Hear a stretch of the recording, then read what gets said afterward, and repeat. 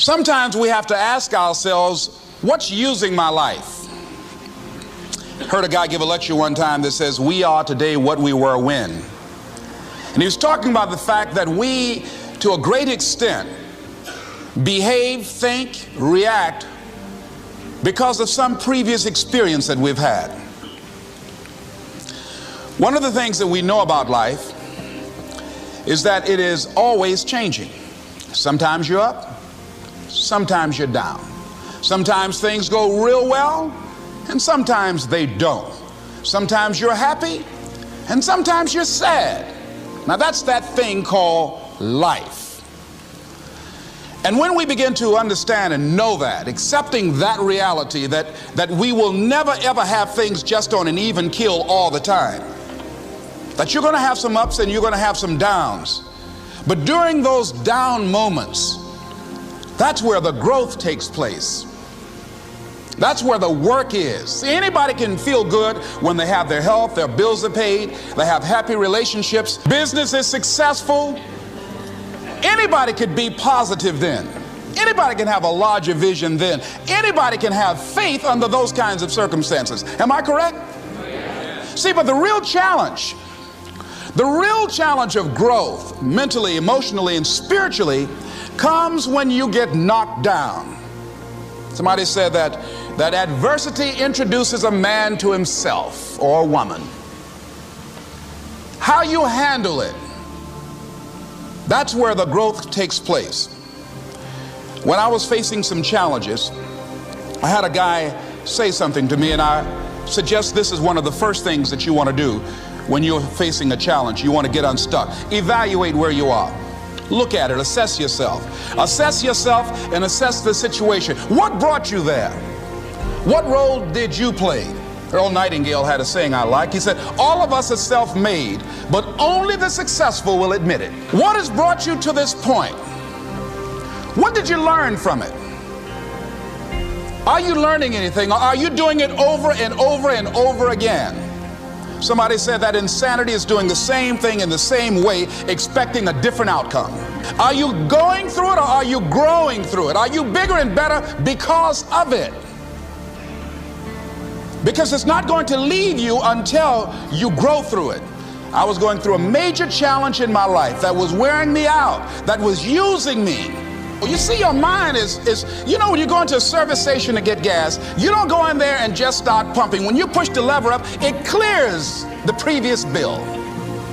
By the same token, if you want to begin to move, you've got to clear your mind of all the unnecessary luggage and baggage that's weighing us down. I couldn't move, I couldn't think about what am I going to do to get out of this situation, because I was so concerned about what happened and what he did to me and how bad it was. I was so stuck in that I couldn't even focus on what I should have done.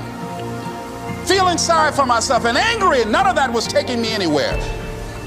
So pretty soon I learned through effort, made a conscious, deliberate, determined effort. I had to let it go. I had to forgive it.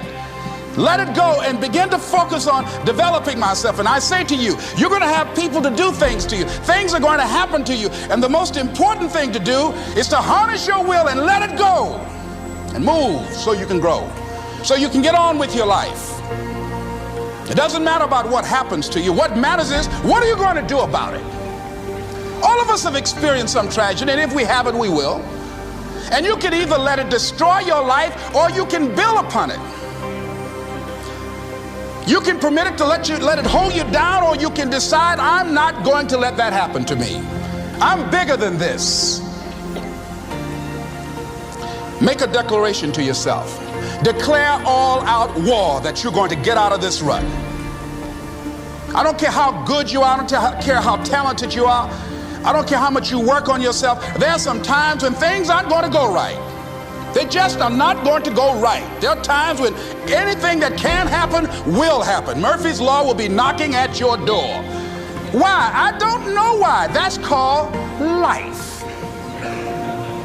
And you have to deal with it. Sometimes your life will be in a slump, just like sports. Some of the best shooters can't hit baskets different times in games. They get in a slump. Do they sit on the sideline and say, you know, I just didn't hit a basket today? No, they continue to execute. I suggest to you that if you are facing a challenge, don't stop. Stay busy. Work your plan. Continue to do those things that you know that work for you after you have evaluated yourself in the situation. Continue to move. Stay busy, stay busy, stay busy. Find somebody that you can help so you can forget about you for a moment. See, sometimes the best thing to do is to be. Sometimes you have to just back up and go within yourself. A bow and arrow, you can't take a bow and just push it out an arrow. You just can't push the arrow out. You have to pull it back and then release it. Sometimes you have to back up and go within and pray and meditate and recharge your batteries. Go away, clear your head, and then come back and look at it from a different vantage point. Don't operate while you're under the spell or the effect of what's going on.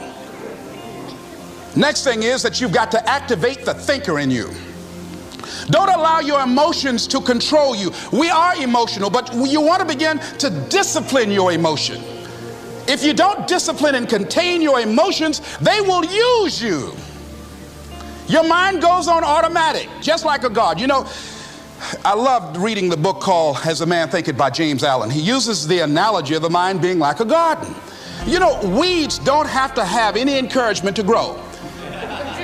You don't have to water them. They don't have to get sunshine. They don't have to have fertile ground. They will grow through the cracks of a sidewalk. Am I right? But if you want to grow orchids or roses or any kind of exotic flowers, there are special processes and procedures you must go through.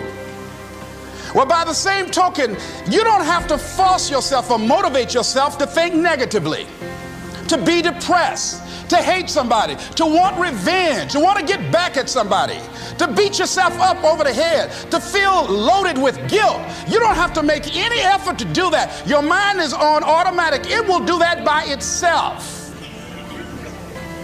But if you want to begin to move into your own personal greatness, if you want to begin to really enjoy a happy, successful, healthy life, you've got to be willing to go against the tide. You've got to be willing to harness your will and say, in spite of this, I'm in control here.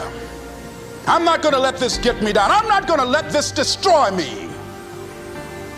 I'm coming back, and I'll be stronger and better because of it. You have got to make a declaration that this is what you stand for.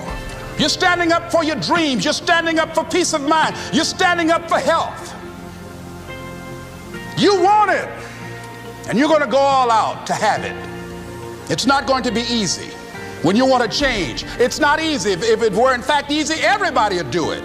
But if you're serious, you'll go all out. So yes, I'm going to turn this situation around. I'm not going to sit back and moan and cry over what happened and what went wrong and who did what. I'm going to do something about this situation. The next thing that is important is that expect things to get better for you, because they are. See, life is cyclic. You're not, whatever experience you're having right now, it has not come to stay. It has come to pass. Not to stay, just to pass. It's just going through.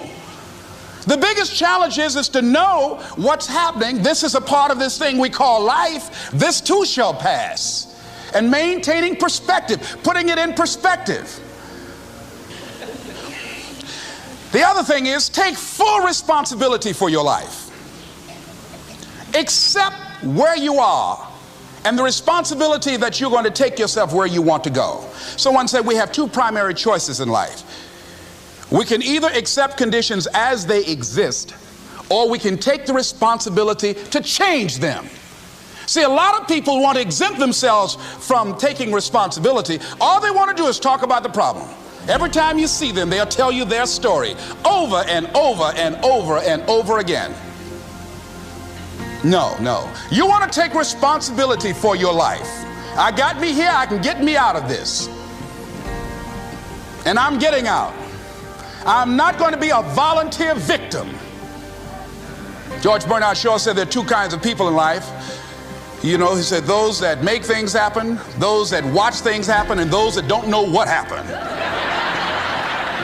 And he said the people that get along in this life look around for the circumstances that they want, and if they can't find them, they make them. They create them. So part of beginning to get unstuck, you've got to decide that the behavior pattern that you have adopted doesn't work for you. You've got to change your strategies, and changing your strategy means reinventing your life, recreating you, and you have the power to do that. You can decide that you're going to change, that you're not going to be a wimp. You can decide that you're going to stand up to life. You can decide that I'm going to live each day as if it were my last. You have the power to make that decision. You can decide I'm going to work on myself and develop myself. I'm going to empower me. And all of these things that are happening to me right now, they're just temporary inconveniences. They're not stronger than I am.